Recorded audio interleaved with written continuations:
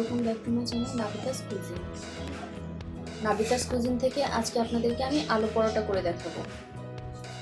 চলুন তাহলে শুরু করা যাক। আলু পরোটা করার জন্য শুরুতে আমি নিয়েছি 1 কাপ পরিমাণ আটা, তারপরে অ্যাড করে দিচ্ছি পরিমাণ মতো লবণ, আর এখন দিয়ে দিচ্ছি 1 টেবিল চামচ পরিমাণ তেল। সেই সাথে দিয়ে দিচ্ছি 1 টেবিল চামচ পরিমাণ চিনি। এখানে চিনি পরোটাকে ক্রিস্পি করতে আর সুন্দর একটি কালার আনতে সাহায্য করবে। এখন সবগুলো উপকরণ আমি একসাথে খুব সুন্দরভাবে মিক্সড করে নিচ্ছি। আর এখন আমি এতে অ্যাড করে দিচ্ছি 1/2 কাপ পরিমাণ উষ্ণ গরম পানি।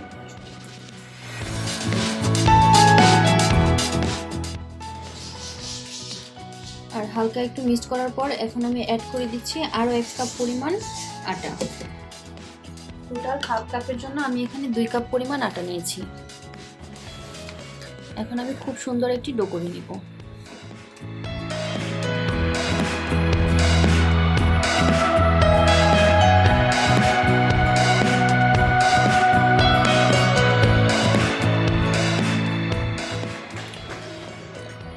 মোটামুটি একটা ডো হয়েছে, এখন এটা আমি এক পাশে রেস্টে রেখে দিব।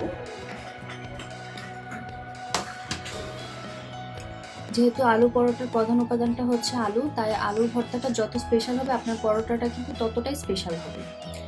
তাই এখন আমি খুব সুন্দর করে আলু ভর্তাটা করে নিব।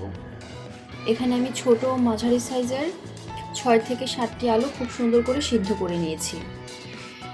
আর সিদ্ধ করে এগুলোকে আমি পিল আউটও করে নিয়েছি। পিল আউট করা আলুগুলোকে এখন আমি হাতের সাহায্যে খুব সুন্দরভাবে চটকে নিব।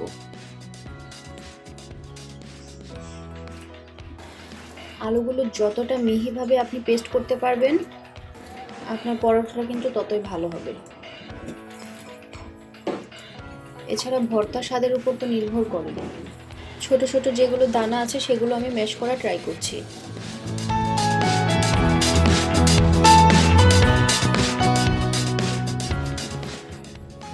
যত সম্ভব ম্যাশ হয়ে গিয়েছে,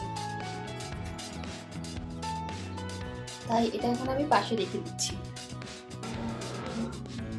আর এখন আমি এখানে আলাদাভাবে শুকনো মরিচ আর পেঁয়াজ ভেজে নিয়েছি, এগুলো একসঙ্গে ভালোভাবে আমি হাতে পিষে নিব।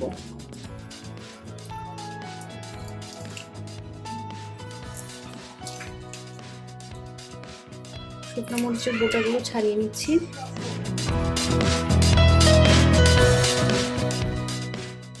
এখানে আমি ভর্তার অনুপাতে দিয়ে দিচ্ছি লবণ। এখন খুব সুন্দর করে এগুলোকে আমি ম্যাশ করে নিব।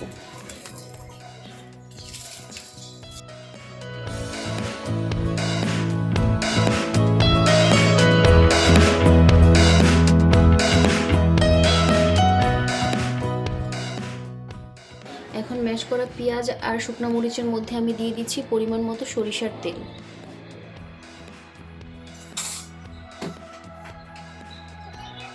সবকিছু পুনরায় আবার খুব ভালোভাবে আমি মিক্সড করে নিচ্ছি। এখন এই ভর্তা থেকে বেশি অর্ধেক পরিমাণ আমি এখানে আলুর সাথে দিয়ে দিব।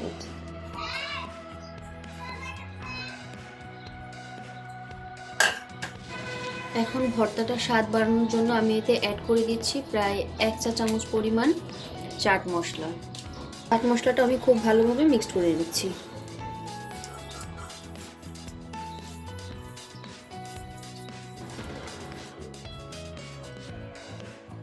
তো ভর্তা একদমই রেডি।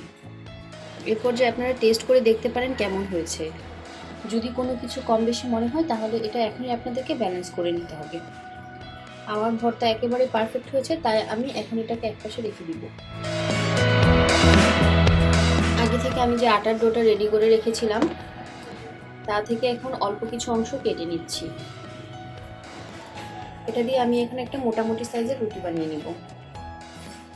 এই তো রুটিটা আমি এমন করে করে নিয়েছি, একটু মোটা আর একটু ছোট করে। এখন এই রুটির মধ্যে আমি দিয়ে দিব আলুর ভর্তা। ভর্তাটা আমি পরিমাণে একটু বেশি নিয়েছি, কারণ আলু পরোটার মধ্যে যদি ভর্তাটা একটু বেশি না হয় তাহলে খেতে ভালো লাগে না।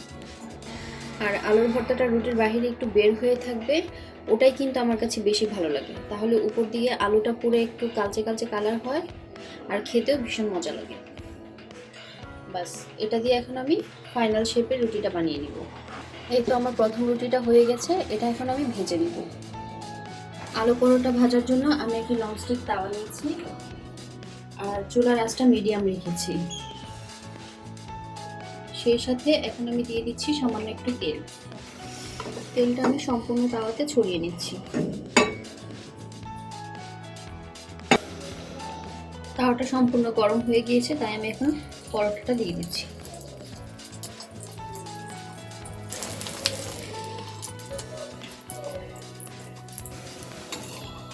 এক পাশ ভাজা হয়ে গেলে আমি অন্য পাশ ভাজার জন্য উল্টে দিচ্ছি। দুই পিঠে মোটামুটি একটি কালার চলে এসেছে, তাই আমি এখন এটা নামিয়ে নিচ্ছি। তো আমি এখন দ্বিতীয়টা দিয়ে দিচ্ছি। আলু পরোটার এই কালারটাই কিন্তু সব থেকে চমৎকার। যখন দেখবেন যে এরকম একটি কালার চলে এসেছে তখনই বুঝবেন যে আপনার আলু পরোটা পারফেক্ট হয়েছে। আর এভাবে আপনি যদি বেশি করে আলু ভিতরে দিয়ে পরোটা করেন তাহলে এটা খাওয়ার জন্য কিন্তু আর অন্য কিছু লাগবে না। এটা খুবই সুন্দরভাবে হয়ে গিয়েছে, তাই আমি এটাও এখন উঠিয়ে নিচ্ছি।